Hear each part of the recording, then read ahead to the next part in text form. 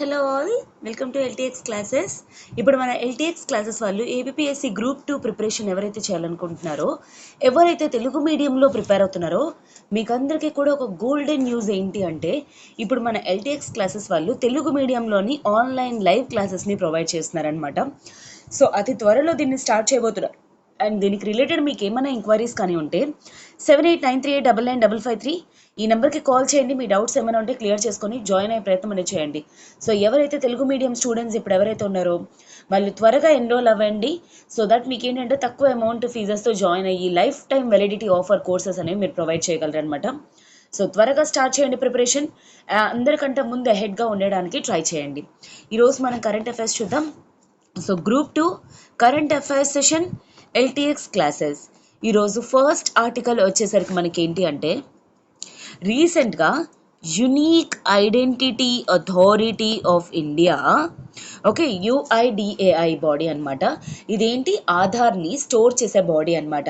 మనం ప్రతి ఒక్కరి దగ్గర కూడా ఈరోజు ఆధార్ కార్డ్స్ అనేవి ఉన్నాయి కదా. ఆ ఆధార్ కార్డ్స్ తాలూకా ఇన్ఫర్మేషన్ అంతా కూడా ఎక్కడ లొకేట్ అయి ఉంది, ఎక్కడ స్టోర్ అయ్యి ఉంది, unique identity authority of India. అయితే రీసెంట్గా ఈ బాడీ ఏంటి అంటే ఐఐటి బాంబేతో కలిపి, ఓకే, ఐఐటి బాంబేతో కలిపి ఒక కొత్త టెక్నాలజీని తీసుకొని రావాలనుకుంటున్నారు. అది ఏంటి అంటే టచ్లెస్ బయోమెట్రిక్. టచ్లెస్ బయోమెట్రిక్ అంటే ఏంటి? యాక్చువల్లీ ఈరోజు మనం ఏంటి అంటే, మనం ఆధార్లోని ఏమైనా డీటెయిల్స్ మార్చాలి అన్నా, చెయ్యాలి అన్నా సరే, అయితే మన ఫేస్ ఐడి డీటెయిల్స్ కానీ, లేదంటే మన ఫింగర్ ప్రింట్ కానీ, ఇలాంటివన్నీ కూడా మనం బయోమెట్రిక్ అంటాం. అంటే లైక్ మన థమ్ ఫింగర్ ప్రింట్ డీటెయిల్స్ అవన్నీ కూడాను. అయితే మేడం ఇది బయోమెట్రిక్ అంటేనే ఫింగర్ తోటి ఇచ్చేది, టచ్లెస్ బయోమెట్రిక్ ఏంటి? This is where the new technology has started. వీళ్ళు ఏంటి అంటే ఐఐటి బొంబాయితో కలిపి కొత్త టెక్నాలజీ క్రియేట్ చేయాలనుకుంటున్నారు. ఎలాగా? ఇప్పుడు మన మొబైల్స్ ద్వారానే, అంటే ఇప్పుడు చూసారా, మన మొబైల్స్ ద్వారా మన ఫేస్ ఐడి ఎలా అయితే ఓపెన్ అవుతుంది, టచ్ ప్రింట్ ఎలా అయితే స్టార్ట్ అవుతుందో, అలా మొబైల్లోని టచ్ సెన్సార్ ద్వారా ఈ బయోమెట్రిక్ అనేది యాక్సెసబుల్ అయ్యే విధంగా, సో దాట్ ఇక నుండి ఈ బయోమెట్రిక్ అనేది టచ్ చేయాల్సిన అవసరం అనేది లేదనమాట. సో దీన్నే టచ్లెస్ బయోమెట్రిక్ సిస్టమ్ అంటారనమాట. సో దీని ద్వారా ఏంటి అంటే, ఇక నుండి ఎవరైనా సరే డైరెక్ట్గా వాళ్ళ ఇంట్లో నుండే, హోమ్స్ నుండే ఏంటి అంటే వాళ్ళ బయోమెట్రిక్ అథెంటికేషన్ అనేది చేసుకోగలరు సింపుల్గా వాళ్ళ మొబైల్స్ ద్వారా అనమాట. సో ఇలాంటి ఒక టెక్నాలజీ అనేది ఎలాంటి system, machine learning, artificial intelligence ద్వారా ఈ టెక్నాలజీస్ అనేవి యూజ్ చేసి ఈ బయోమెట్రిక్ టచ్లెస్ బయోమెట్రిక్ సిస్టమ్ అనేది తీసుకురావడానికి ఈ unique identity authority of India వాళ్ళు ఐఐటి బాంబేతో కలిపి ఈ ప్రాజెక్ట్ అనేది స్టార్ట్ చేశారనమాట. సో దాట్ ఏంటి అంటే ఒక్కొక్కసారి బయోమెట్రిక్ కాకుండా ఒకేసారి ఎవరి ఇంట్లో వాళ్ళు ఎంతమంది అయినా సరే బయోమెట్రిక్ అథెంటికేషన్ అనేది చేయాలి ఎలాగా. అండ్ ఒక కొత్త యూజర్ ఎక్స్పీరియన్స్ అనేది క్రియేట్ చేయడానికి కస్టమర్స్కి ఈ యొక్క పర్టిక్యులర్ టెక్నాలజీ అనేది క్రియేట్ చేయాలని చెప్పేసి అనుకుంటున్నారనమాట. So this is about, so if at all మీకు ఎగ్జామ్లోని యునీక్ ఐడెంటిటీ అథారిటీ గురించి క్వశ్చన్ వచ్చింది అనుకోండి, this is what you need to remember. IIT remember అనేది మోస్ట్ ఇంపార్టెంట్. అండ్ గుర్తుపెట్టుకోండి, unique identity authority of India అనేది statutory body. Okay, this is a statutory body under unique identity authority of India act ద్వారా create అయిందనమాట. ఇది దేనికోసం? Aadhaar details అనేవి ఉంచడానికి. అయితే ఈ బాడీ తాలూకా ప్రెజెంట్ సిఈఓ ఎవరు?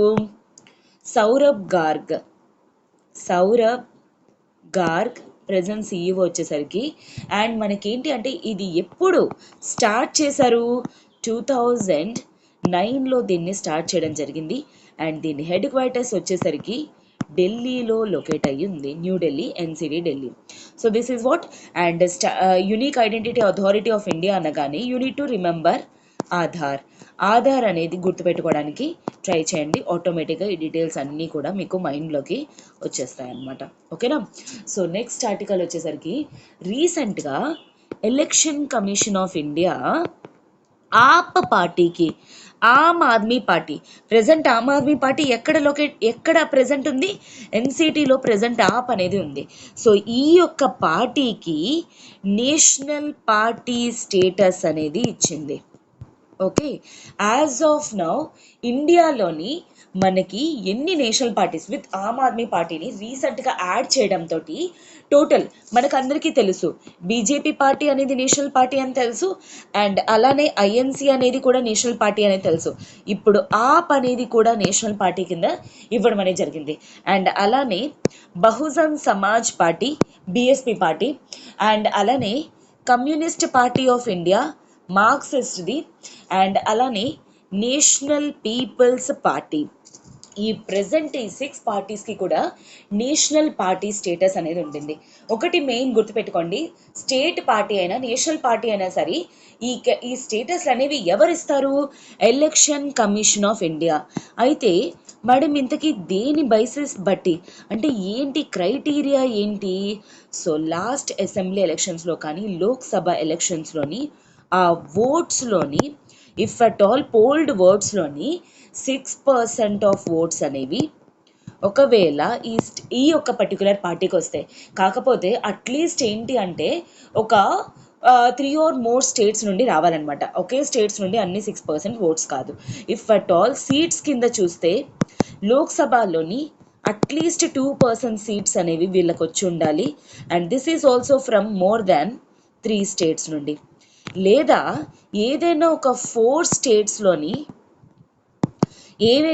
స్టేట్స్లోని స్టేట్ పార్టీస్ కింద రికగ్నిషన్ అనేది ఉండాలి. అలాంటప్పుడు ఆ పర్టికులర్ పార్టీని నేషనల్ పార్టీ కింద, ఓకే, నేషనల్ పార్టీ కేటగిరీ కింద వాళ్ళకి స్టేటస్ అనేది ఇస్తారు. అయితే మేడం ఇంతకీ నేషనల్ పార్టీ అయితే ఎలిజిబుల్ అయితే ఇంతకీ ఏమొస్తుంది? సో వీళ్ళకి ఏంటి అంటే ఆల్ ఇండియా వైడ్ వీళ్ళు ఎక్కడ కంపేర్ చేసుకున్నా సరే they can use now one single, దాన్ని ఏమంటారు గుర్తు ఏంటది, common one single party symbol. I'm sorry, నోటి ముందరుంది మర్చిపోయాను.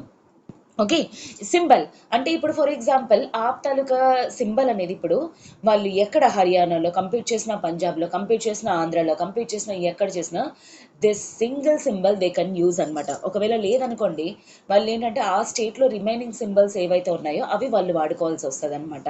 అండ్ ఇంకొకటి ఏంటి అంటే public broadcasters like all India రేడియోలోని, దూరదర్శన్లోని వీళ్ళు ఏంటి అంటే ఫ్రీ ఎయిర్ టైం అనేది వస్తుంది, అంటే వీళ్ళ పార్టీ గురించి ప్రోపగాండా చేసుకోవడానికి. అండ్ అలానే నేషనల్ క్యాపిటల్ టెరిటరీలోని వీళ్ళకి ఏంటి అంటే పార్టీ ఆఫీస్ కోసం స్పేస్ అనేది వస్తుంది అనమాట. సో నేషనల్ పార్టీ ఒకవేళ స్టేటస్ కానీ ఉండిందంటే వీళ్ళకి ఇంకా ఎక్స్ట్రా పర్క్స్ అనేవి కూడా ఉంటాయి. ఫ్రీ ఎలక్టరల్ రోల్స్ అనేవి వస్తాయి, 2 లిస్ట్ అనేవి వస్తాయి, అండ్ తర్వాత స్టార్ పార్టీ క్యాండిడేట్స్ని ప్రమోట్ చేసుకోవచ్చు, స్టార్ క్యాంపెయిన్స్ అనేవి చేసుకోవచ్చు. ఇలా బోల్డ్ అని పర్క్స్ అనేవి ఉంటాయన్నమాట. అయితే ఇంకొక సిగ్నిఫికెంట్ థింగ్ ఏంటి అంటే రీసెంట్గా ఆప్కి ఇవ్వడంతో పాటు ఇంకా కొన్ని పార్టీస్కి లైక్ ఆల్ ఇండియా తృణమూల్ కాంగ్రెస్కి, అండ్ అలానే నేషనల్ కాంగ్రెస్ పార్టీకి, అండ్ కమ్యూనిస్ట్ పార్టీ ఆఫ్ ఇండియాకి, యాక్చువల్లీ ఇంతకుముందు వీళ్ళకి నేషనల్ పార్టీ కేటగిరీ అనేది ఉండేది. ఇప్పుడు ఆ నేషనల్ పార్టీ కేటగిరీ స్టేటస్ అనేది తీస్తూ ఆప్కి నేషనల్ పార్టీ కేటగిరీ స్టేటస్ ఇస్తూ ఈ రిలీజ్ అయిందనమాట రీసెంట్ లిస్ట్ అనేది. ఓకేనా? So this is about the second article. And next article వచ్చేసరికి థర్డ్ ఆర్టికల్.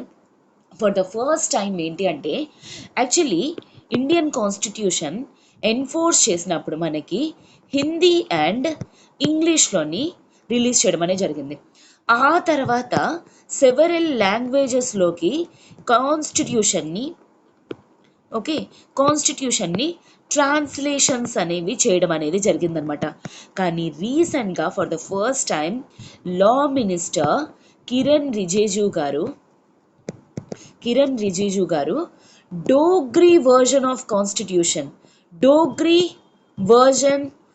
కాన్స్టిట్యూషన్ అనేది రిలీజ్ చేయడం జరిగింది. అయితే దీని తాలూకా ట్రాన్స్లేషన్ ఎవరి డిమాండ్ పైన? జేఎండ్కే, ఇప్పుడు యూనియన్ టెరిటరీ కదా, జేఎండ్కే యూనియన్ టెరిటరీ తాలూకా పీపుల్ తాలూకా డిమాండ్ మీద ఈ డోగ్రీ వర్జన్ ఆఫ్ కాన్స్టిట్యూషన్ అనేది రిలీజ్ చేయడం జరిగింది. అయితే జమ్మూ అండ్ కాశ్మీర్లో మేజర్ లాంగ్వేజ్ అనేది డోగ్రీ అనమాట. అండ్ గుర్తుపెట్టుకోండి, Dogri is actually a scheduled language in the మనకి ఏంటి అంటే షెడ్యూల్ 8లోని లాంగ్వేజెస్ గురించి మనకు మెన్షన్ చేసి ఉంటుంది కాన్స్టిట్యూషన్లో. దాంట్లోని రీసెంట్గా యాడ్ చేసిన లాంగ్వేజే డోగ్రీ అన్నమాట. ఇది ఎప్పుడు యాడ్ చేయడం అనేది జరిగింది? 2003లోని అమెండ్మెంట్ యాక్ట్ ద్వారా ఈ పర్టికులర్ లాంగ్వేజ్ని దీంట్లోకి యాడ్ చేయడం అనేది జరిగింది. అండ్ మేజర్గా మాట్లాడేది మనకి ఈ 8th స్కెడ్యూల్లోని యాక్చువల్లీ టోటల్ 22 లాంగ్వేజెస్ ఉన్నాయి. రీసెంట్గా యాడ్ చేసిన లాంగ్వేజ్ ఈ డోగ్రీ లాంగ్వేజ్ అనమాట. ఈ డోగ్రీ గురించి ఎర్లియస్ట్ రెఫరెన్స్ అనేది మనకి దేంట్లో మెన్షన్ చేసి ఉంటుంది? అమీర్ ఖుస్రో రాసిన నూ సిపెర్ 9 హెవెన్స్ అనమాట. సో ఈ యొక్క పర్టికులర్ బుక్లోని ఈ పర్టికులర్ డోగ్రీ తాలూకా రెలవెన్స్ అనేది ఉంటుందన్నమాట. So as of now if at all మీకు క్వశ్చన్ వచ్చింది అనుకోండి, డోగ్రీ ఎక్కడ మాట్లాడతారు, ఎక్కడ major dominant language, and schedule 8లోని ఈ లాంగ్వేజ్ గురించి మెన్షన్ చేసి ఉందా లేదా, అండ్ దీని తాలూకా అంటే దీని తాలూకా కేటగిరీ ఎక్కడ నుండి వచ్చింది, అంటే దీని తాలూకా డెసెండెన్సీ ఎక్కడ నుండి, సాంస్క్రిట్ లాంగ్వేజ్ నుండి దీని డెసెండెన్సీ అనేది ఉందన్నమాట. ఓకేనా? ఏ లాంగ్వేజ్ నుండి ఇది డిసెండ్ అయ్యింది అంటే ఒకవేళ సాంస్క్రిట్ నుండి డిసెండ్ అయ్యింది అనేది గుర్తుపెట్టుకోండి. These are the important things. And constitution నుండి 8 స్కెడ్యూల్ లాంగ్వేజెస్ అనేవి మీకు ఇంపార్టెంట్. 22 లాంగ్వేజెస్ అనేవి ఉన్నాయి. మేజర్ లాంగ్వేజెస్ అన్నిట్లోని కూడా ఈరోజు కాన్స్టిట్యూషన్ అనేది ట్రాన్స్లేట్ అయ్యింది. అందులోని డోగ్రీ, మైథిలి, సంతరి అవేమోంచి రీసెంట్గా యాడ్ చేసిన లాంగ్వేజెస్ అనమాట. సో ఈ డోగ్రీ మీద రీసెంట్గా కాన్స్టిట్యూషన్ అనేది ట్రాన్స్లేట్ అయ్యింది. Ministry of law and justice Kiran Rijiju garu release చేయడం అనేది జరిగింది. ఓకేనా? So I hope that is clear. And next article వచ్చేసరికి మనకి ఏంటి అంటే రీసెంట్గా 196 తాలూకా birth anniversary 196th birth anniversary Jyotirao Phule.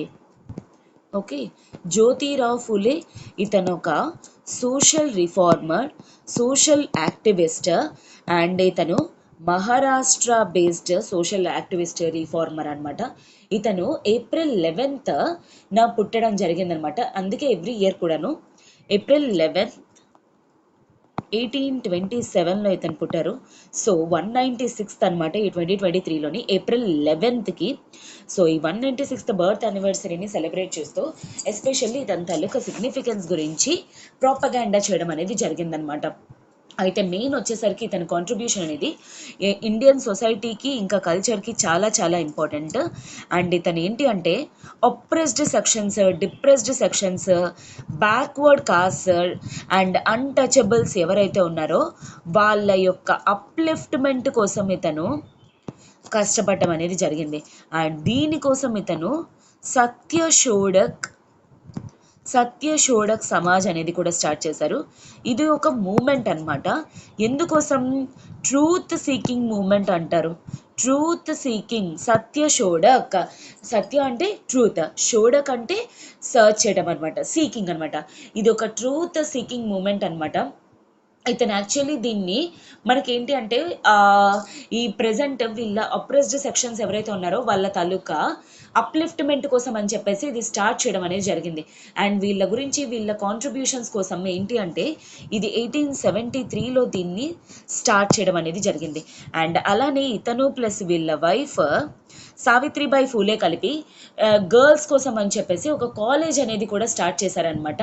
అదే ఏంటి అంటే పూణేలోని 1848లోని ఎవరి కోసం? ఈ ఎస్సీస్ అండ్ ఎస్టీస్ అప్రెస్డ్ సెక్షన్స్ ఎవరైతే ఉన్నారో ఆ గర్ల్స్ కోసం పూణేలోని స్కూల్ అండ్ కాలేజ్ కూడా స్టార్ట్ చేసి వీళ్ళకి సొసైటీ గురించి మొత్తం అంతా కూడా చెప్పడం అనేది జరిగింది. And he was the person. And ఇతనే ఏంటంటే ఈ దళిత్ అనే టర్మ్ని కాయిన్ చేసింది కూడా ఇతనే అనమాట. ఇది మరాఠీ వర్డ్. దళిత్ అనేది మరాఠీ వర్డ్. ఎప్పుడు ఇచ్చారు? 1880sలోని నేమ్ అనేది ఇవ్వడం జరిగిందనమాట.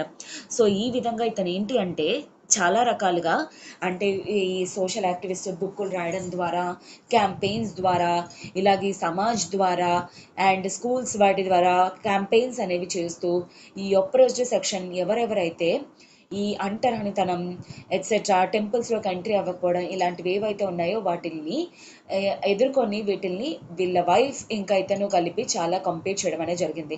అందుకే ఇతను మహారాష్ట్ర బేస్డ్ ఒక సోషల్ యాక్టివిస్ట్ అండ్ రిఫార్మర్. ఇలాంటివి ఏమైనా వస్తే మనకి డెఫినెట్లీ ఎగ్జామ్ హిస్టరీ పర్స్పెక్టివ్లో కానీ అండ్ సోషల్ జస్టిస్ పర్స్పెక్టివ్లో మనకి చాలా చాలా ఇంపార్టెంట్ రోల్ అనేది ప్లే చేస్తుంది అనమాట. So that is remember. And last article for today, 5th article. రీసెంట్గా మినిస్ట్రీ ఆఫ్ పవర్ అనమాట, ఆర్కే సింగ్ గారు, మినిస్ట్రీ ఆఫ్ పవర్ రీసెంట్గా ఏంటి అంటే అతను స్టేట్ ఎనర్జీ ఎఫిషియన్సీ ఇండెక్స్ అనేది రిలీజ్ చేయడం జరిగింది.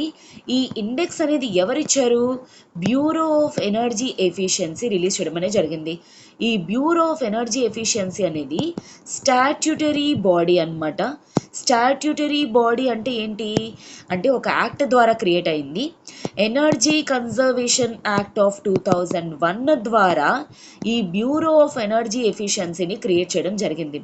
అయితే దీన్ని ఎందుకు క్రియేట్ చేశారు?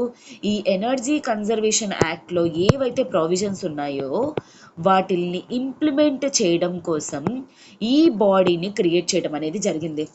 అయితే మేడం ఎనర్జీ ఎఫిషియన్సీ అంటే ఏంటి? సింపుల్గా మీకు అర్థమయ్యే భాషలో చెప్తాను చూడండి. ఇంతకుముందు మనం సిఎఫ్ఎల్ బల్బ్స్ అనేవి వాడేవాళ్ళం, ఈ కాంపాక్ట్ ఫ్లోరోసెంట్ లైట్ బల్బ్స్. వీటి ద్వారా ఎనర్జీ అనేది చాలా ఎక్కువగా కన్స్యూమ్ చేసేది అండ్ లైట్ అవుట్పుట్ అనేది తక్కువ, ఇన్పుట్ అనేది ఎక్కువ, అవుట్పుట్ అనేది తక్కువ. దాని ప్లేస్లోని మనం ఇప్పుడు రీప్లేస్ చేసిన బల్బ్స్ ఏంటి? LED bulbs or tube lights. So ఇవి యాక్చువల్లీ ఎనర్జీని చాలా తక్కువ కన్స్యూమ్ చేస్తుంది, అంటే less consumption more output. So దీన్ని ఎనర్జీ ఎఫిషియన్సీ అంటారు. స్టేట్స్లోని కాంపిటేటివ్ స్పిరిట్ అనేది ఇంక్రీజ్ చేయడం కోసం ఈ ఇండెక్స్ అనేది రిలీజ్ చేస్తున్నారు. దీని ద్వారా ఎనర్జీ కన్జంప్షన్ లెవెల్స్ అనేవి రెడ్యూస్ చేయడం కోసం.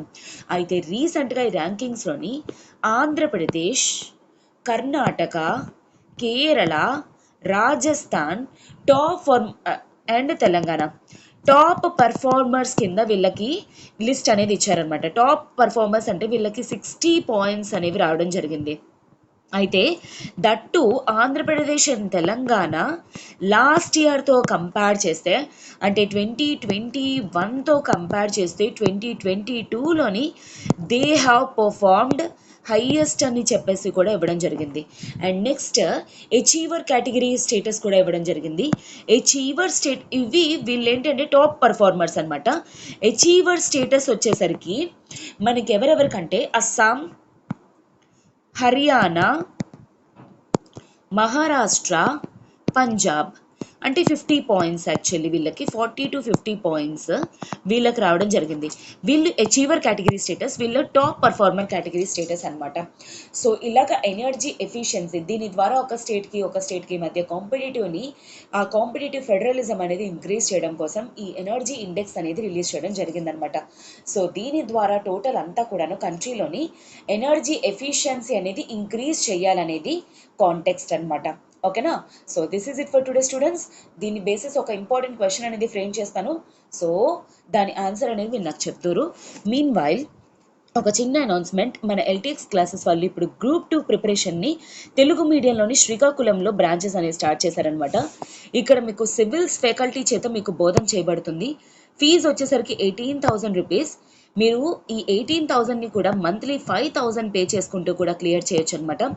మీకు కొత్త బ్యాచెస్ అనేవి స్టార్ట్ అవుతున్నాయి. అండ్ ఇంకొకటి గుర్తుపెట్టుకోండి, మీరు వన్స్ జాయిన్ అయ్యారంటే మీరు ఏపీఎస్సీ క్లియర్ చేసేంత వరకు కూడా ఎల్టీఎక్స్ క్లాసెస్ తాలూకా సపోర్ట్ అనేది మీకు ఉంటుంది. That comes with life time validity.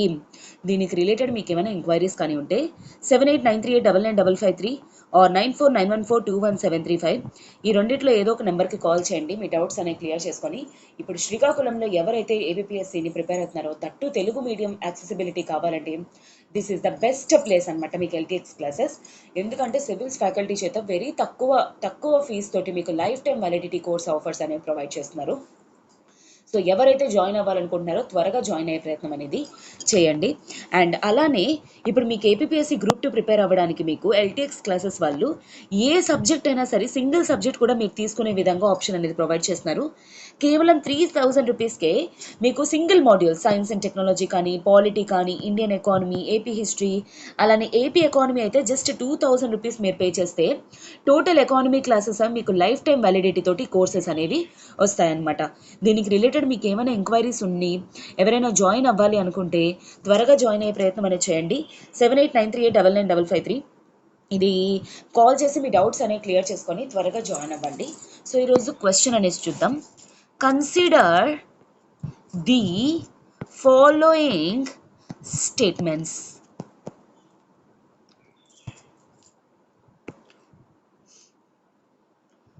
As of 2023, India has more than 10 nationally recognized parties. National recognised parties అనేవి మోర్ దాన్ 10 ఉన్నాయి. Okay, so Aam Aadmi party recently been given national party status by central government of India. Which of the following are true? So ఏవి true అని అడుగుతున్నారు. జాగ్రత్తగా statements అనేవి observe చేసి answer చేయండి. So దీని ద్వారా మీరు క్లాస్ ఎంత పర్ఫెక్ట్గా వింటున్నారు, ఎంత అటెంటివ్గా వింటున్నారు అనేది నాకు అర్థమవుతుంది. ఏ 1 only, B 2 only, C both, D none. నా కింద కామెంట్ బాక్స్లో ఆన్సర్ మెన్షన్ చేయండి. ఎవరైతే కింద కామెంట్ బాక్స్లో ఆన్సర్ చేస్తారో వాళ్ళందరికీ డెఫినెట్గా నేను రిప్లై ఇస్తాను. అండ్ ఎవరైతే డైలీ ఆన్సర్స్ అనేవి చేస్తున్నారో వాళ్ళు నా appreciations and your answers are correct. If at all ఎవరైనా రాంగ్ ఆన్సర్స్ ఇస్తే నేను వెంటనే మీకు కింద కామెంట్ బాక్స్లో మెన్షన్ చేస్తాను. అండ్ ఎవరైతే కరెక్ట్గా ఈసారి మెన్షన్ చేశారో వాళ్ళకి డెఫినెట్లీ ఈరోజు ఆన్సర్ చెప్పిన వాళ్ళకి నా అప్రిసియేషన్స్ ఫర్ ష్యూర్. ఎందుకంటే నేను స్టేట్మెంట్స్ అనేవి ట్విస్ట్ చేసి ఇచ్చాను కాబట్టి ఒళ్ళు దగ్గర పెట్టుకొని ఆన్సర్ చేయడానికి ట్రై చేయండి. ఓకేనా? So have a good day students, all the very best for your preparation and take care. మీకు ఒకవేళ ఈ వీడియో కానీ నచ్చినట్లయితే please do like, share and subscribe to LTX Classes channel. Have a good day. Take care.